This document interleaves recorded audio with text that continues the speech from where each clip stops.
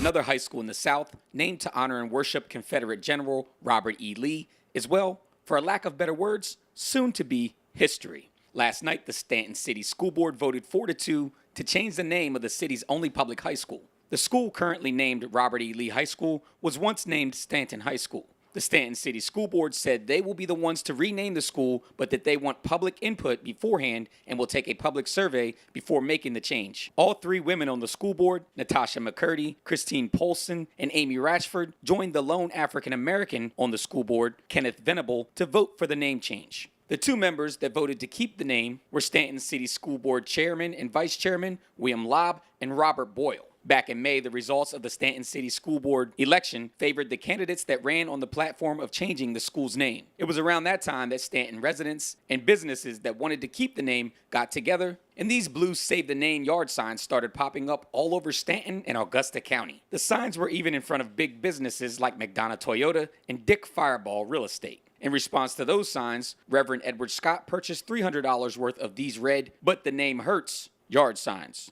and distributed them to the community. Here's Reverend Scott during an interview with me back in July. The cause is wrong. You made the wrong decision. It was a fatal decision to side with the state of Virginia rather than with his own country. He waged war against his own country. And he was too smart and too intelligent.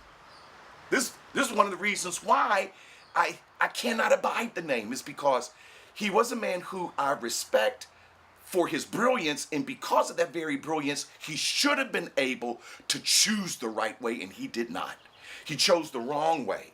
And what was in the balance was our democracy. And what threatened it more than anything else was slavery.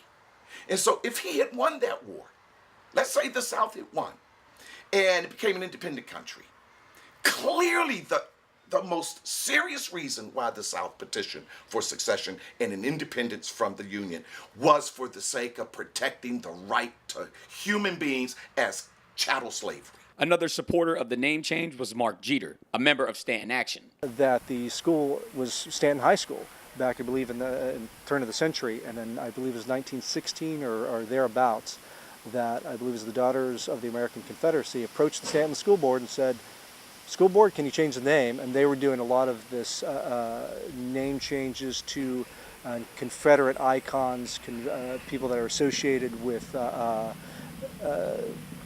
Lost Cause, as it was termed.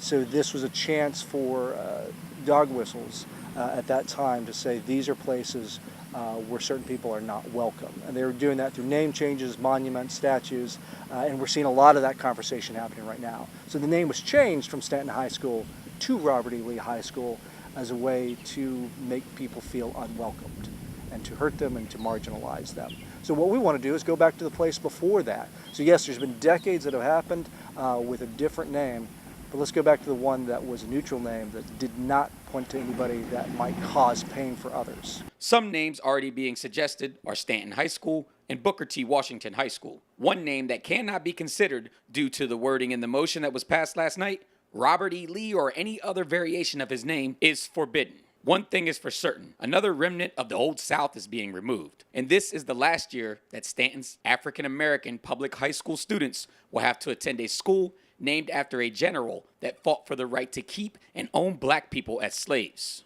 In Staunton, Theodore Whitelow for Breaking Through.